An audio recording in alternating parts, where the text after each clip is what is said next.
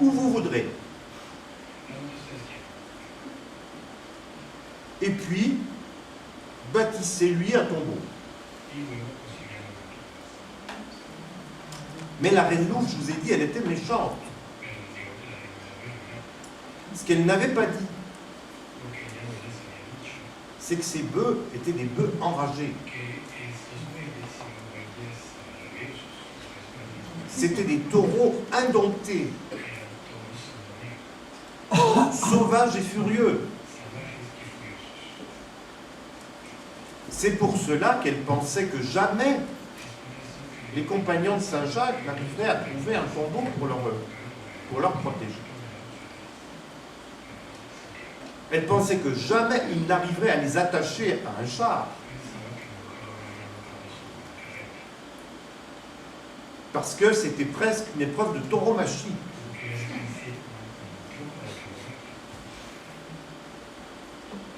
Elle pensait que les bœufs courraient partout, qu'ils casseraient tout, et même qu'ils tueraient les compagnons de Saint-Jacques tellement ils étaient furieux.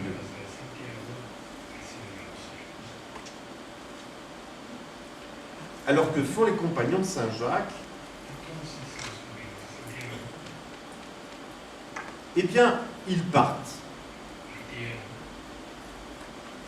avec le cadavre du saint,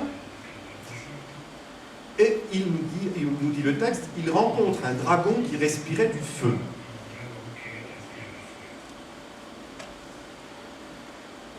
Ils virent arriver sur eux ce dragon, ils firent le signe de la croix pour se défendre, hein.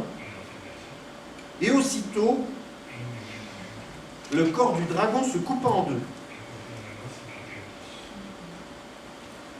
Au même moment, ils font aussi le signe de la croix sur les taureaux, qui commençaient déjà à être un peu agités, et brusquement, les taureaux deviennent doux comme des agneaux.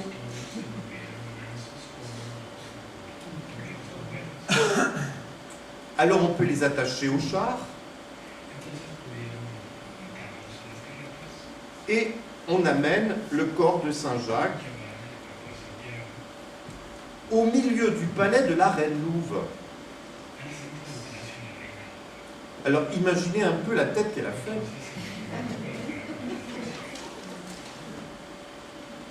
Elle était ahurie. Et qu'est-ce qu'elle fait? Aussitôt, elle se convertit.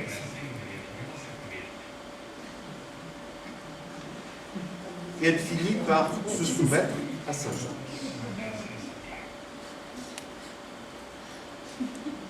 Alors vous avez remarqué que Saint-Jacques ici affronte deux catégories de créatures,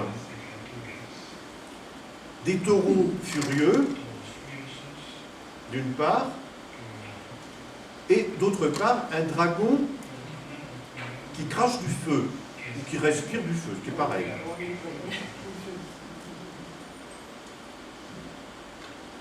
Ces deux catégories d'animaux rentrent très précisément dans la catégorie des monstres caniculaires. Pour le prouver, je ferai appel à la légende d'un autre saint très connu, y compris en Espagne d'ailleurs, qui combat de la même façon un monstre caniculaire. Il s'agit de Sainte Marthe, fêtée le 29 juillet, donc 4 jours après Saint-Jacques. Et Sainte Marthe va affronter un monstre nommé la Tarasque. Alors cette Tarasque, en fait, c'est un mélange de taureau et de dragon. C'est-à-dire qu'elle contient en elles-mêmes les deux créatures distinguées dans le mythe de Saint Jacques. On a des textes très anciens sur ce mythe de la Tarasque, qui est assez célèbre dans le sud de la France, mais aussi en Espagne. Il y a beaucoup d'exemples en Espagne, y compris à Granada d'ailleurs, puisque on a signalé son existence aussi à cet endroit. À mon avis, il s'agit d'une sorte de monstre pré-chrétien tout à fait répandu dans l'ancienne mythologie celtique. On en a des représentations dans la statuaire. Il s'agit toujours d'un monstre androphage, c'est-à-dire mangeur d'hommes, dont la caractéristique principale est d'être hybride. Alors la description de la Tarasque,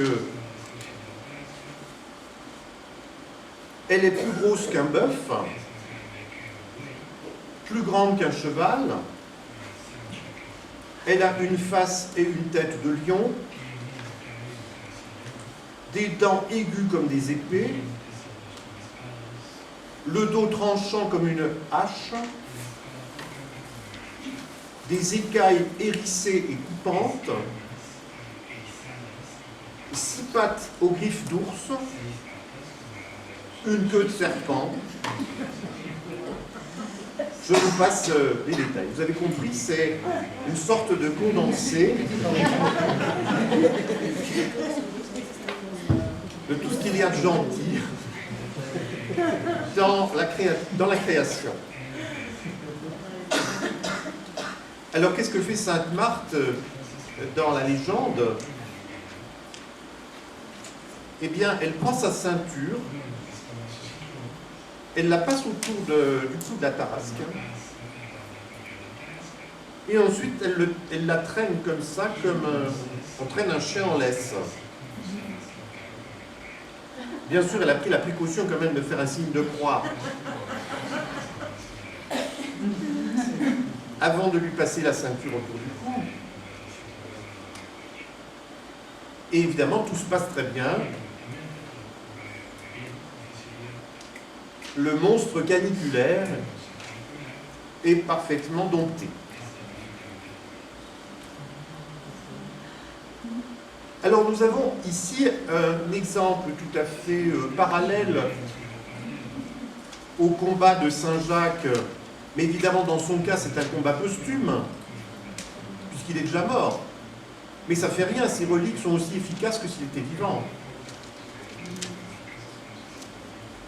Et en face de lui, nous avons ces monstres caniculaires qu'il va finir par dompter exactement comme Sainte Marthe dompte la Tarasque.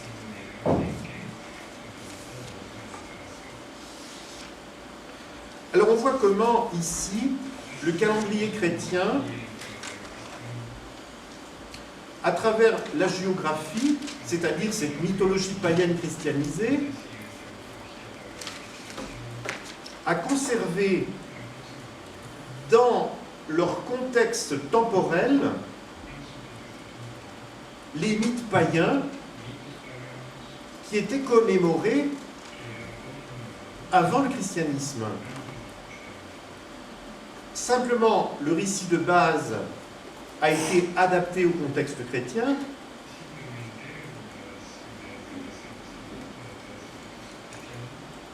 mais il se retrouve sans aucune difficulté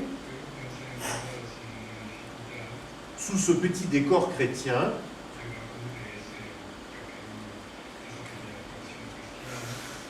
parce qu'il était important de garder la tradition de ce paganisme, y compris dans le christianisme. Nous avons un exemple tout à fait évident ici, je crois, de cette